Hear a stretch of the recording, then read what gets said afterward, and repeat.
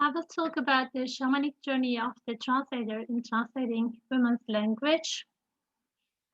The aim of this study is to examine translators' journey following intertextual relations in terms of women's writing.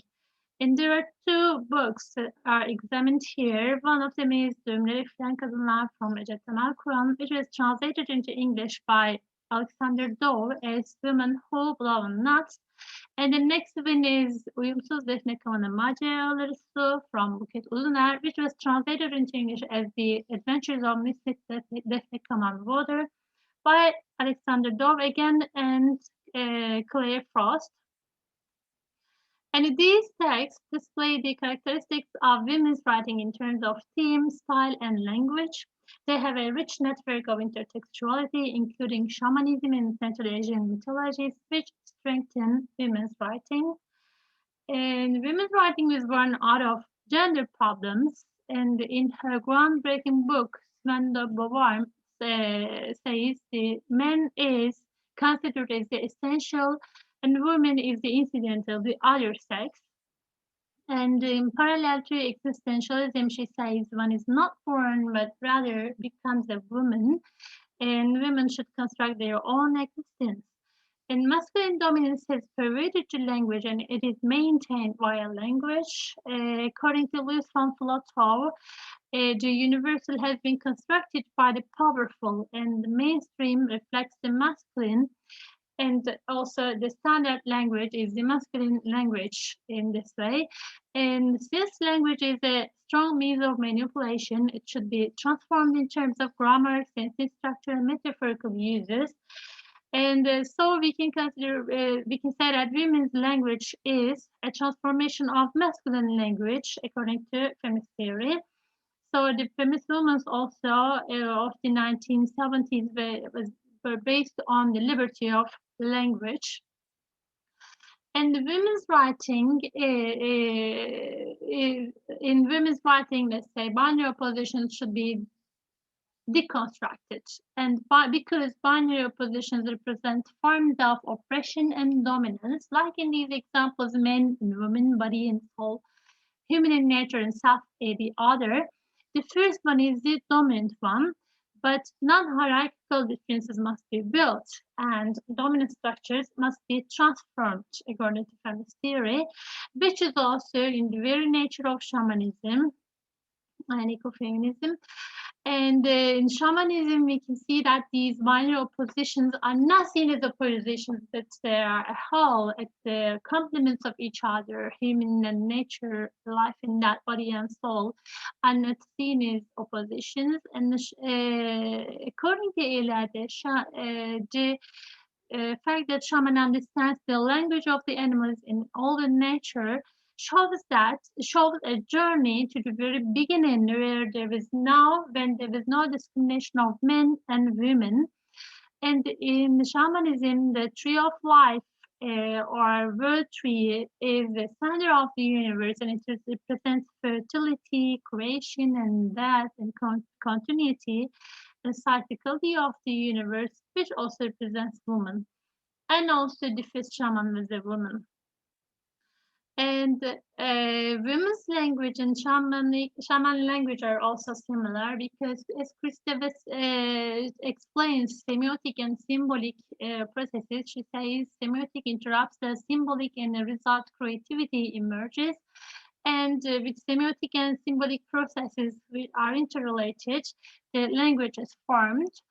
And the semiotic is explained as the body identified with mother, while symbolic is breaking off from mother. And semiotic gives the energy, dynamism, disconnected, while symbolic represents social restrictions. And the in semiotic, there is not a finished entity, it's a process, but symbolic is finished and categorized. And semiotic is constructed by voice, rhythm, colors, and sentences, while symbolic is formed of very structured sentences. And while semiotic is cyclical and lyrical, symbolic is stable and linear. And the semiotic is just like shaman language, which is the language of the cyclical nature, and it is the lyrical, poetic language. And shaman is also a minstrel, skilled in narratives.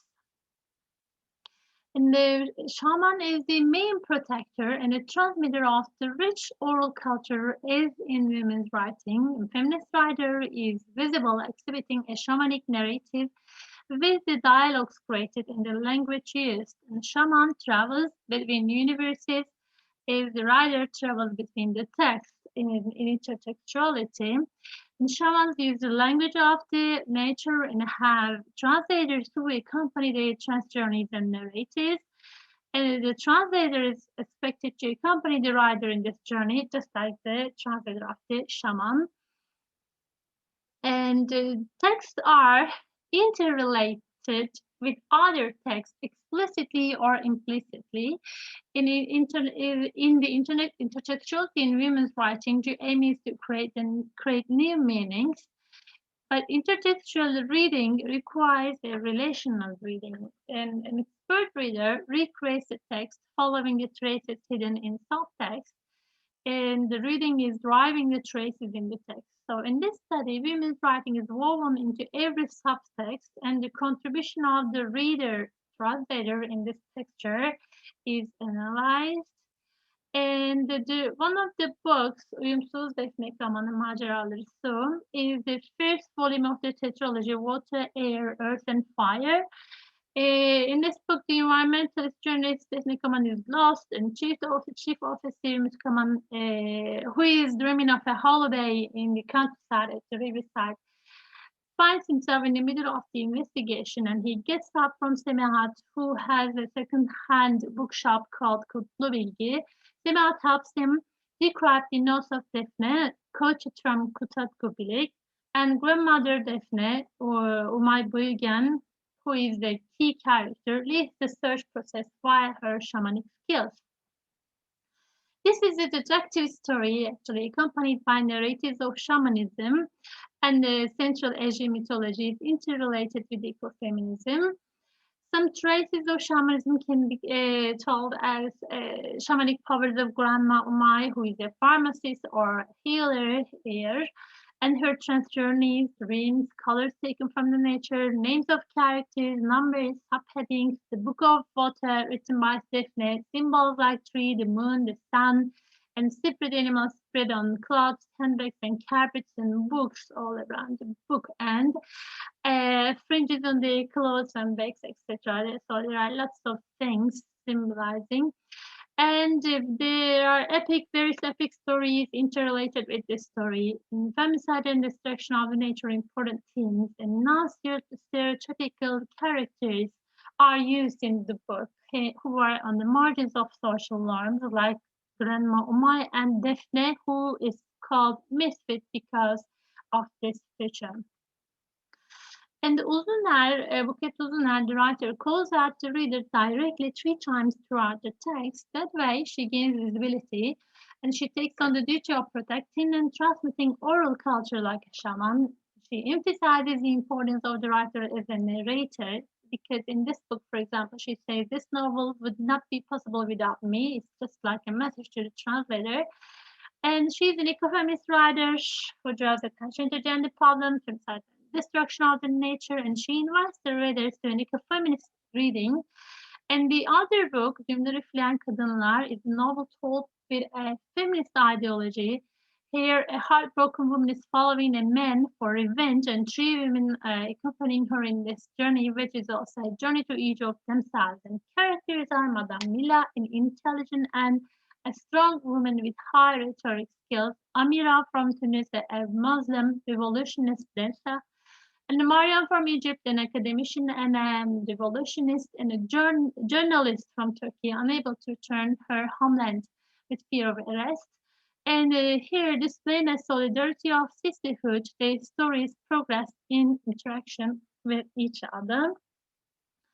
The writer is, Ece Temelkuran is also a journalist and writes on gender issues, freedom of thought, and social problems.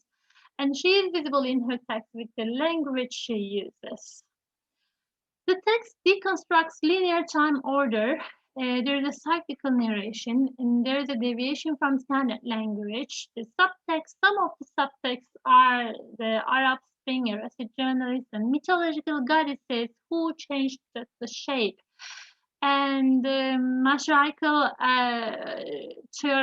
tribe, and the songs and the piece of literature which are related to feminist theory are used in the text, but mostly in general there is a struggle for existence and resisting the domination and freeing yourself in these texts and subtext related with making that meaning. And women characters are on the margins of social norms, breaking off from the cliche again. And the shamanism is also clearly seen in the text in lots of places. And some examples are, for example, in this sentence, you will see that life is in our breath. For example, this can remind us of the breath of a shaman who gives life, or who travels to other universes and takes back the dead, for example. And women who believe in us are witches, it is said, and shaman is also seen as a witch. And dance is also used a lot. And Madame Lila's entrancing belly dance is like the trance dance of the shaman. And Madame Lila is a wise woman with a strong intuition. Music at the background all through the text, like the music during shamanic trance journeys. And there is also a healer shaman woman living in the desert in a house with huge trees in the garden resembling an oasis. And language is really different from standard language, which resembles a shaman language. The translator, or translators, let's say, Alexander Dawe is a successful translator with numerous well-known novels translated from Turkish into English. And he takes part in seminars and workshops on translation. As he stated in an interview, he sometimes decides to edit the source text. And he finds feminism exaggerated and aggressive in these books. And it translates the text focusing on the plot, not the words. So he aims to translate the text in a fluent English. Clare Frost, who is the co-translator of Uzuner's book, is not an active translator, but she focuses on the translation being smooth and refined with her own words. So we understand that she tries to make a fluent text, clearing off the foreign cultural elements to make the text easy to read. And according to Dawe, editing was also carried out on the surface level just to ensure unity. The translator's intertextual adventures concerning women's writing and shapes after and traces in the shamanic fictional woods of the text are examined, comparing the source text and the target text. Some examples are given here from Buket Uzuner's book. For example, in the first example, when we just read the literal translation, we see that it says, she smiled as she always did when she was sad. This is the literal translation of the Turkish statement.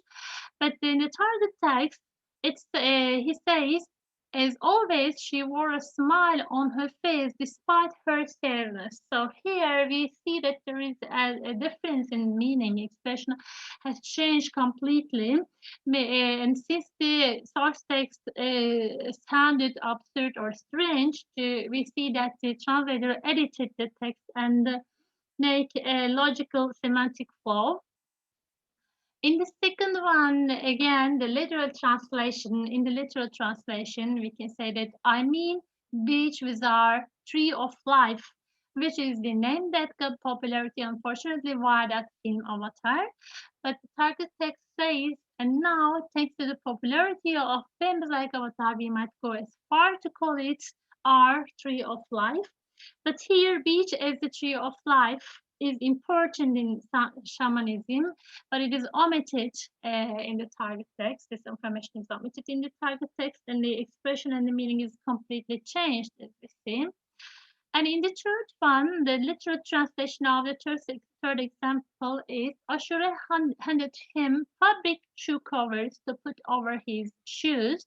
But in the target text, it says Ashura handed him shoe covers to put over his shoes. So we see that here fabric is omitted, but fabric is specifically mentioned in the source text, and it is because it is important in the context of environmentalism, ecofeminism also, but it is ignored in the target text. And when we see shoe covers, it reminds us of those plastic covers, you know.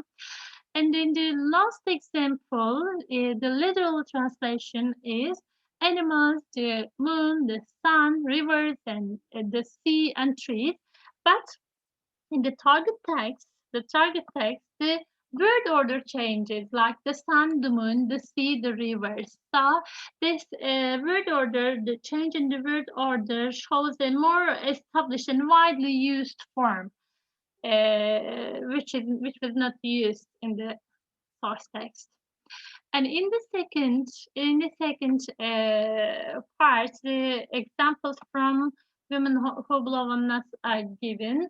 Again, in the first example, the literal translation is, ever since I was little, I have stood on my own shoes.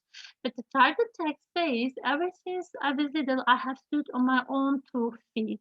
Here we see the expression is again completely changed. And the extraordinary expression in the source text is transformed into the standard use. And the creativity, of course, is changed. The creativity in the source text is omitted here, cleared here. And the literal translation of the second example is, we now remain the separating sin of a queen who founded her own country with her nail. But in the target text, it says, who founded her own country tooth and nail. Tooth and nail is again the standard common use in the language. And so we again see that the translator edited the text and used a standard common expression in the target text. And in the last example, the words, we will not focus on the words, but in the text, in the source text, the chapters are mostly started with a few paragraphs from the future, and then after these paragraphs, the event is continued from where it left off. And these paragraphs taken from the future are not written in italics, but in the target text, these paragraphs, which are maybe disturbing the order of events, are written in italics, so they are made recognizable and visible. And as a result, the perception of the reader is directed, and the text takes on a linear feature. So from these examples, we see that the translator uses the standard language to make the text more fluent and easy to read, but in this way, he clears off the creativity of the source text, say, in the writer. And as a conclusion, we can say that translating these texts rich in intertextuality would require the translator to make a long journey following intertextual relations between different universes, just like a shaman. So there's a linguistic diversity in the source text, but the target text is written using a standard language with expressions in common use, so their equivalents are used. And that way, a fluent language and text is created for the target audience. And it is cultural elements are omitted, they are ignored in the target text. And the text is made and a text that is easy to read and understand. According to Lawrence Benedict, fluency in translation has an assimilative power, and because it strengthens the target language. And meanwhile, it prevents different cultures from being inscribed in the written text. So it is observed here that the translator didn't accompany the shamanic journey through intertextuality in the text, and that way excluded this rich culture displayed in women's writing. So a retranslation reflecting women's writing is highly recommended. Thank you for listening.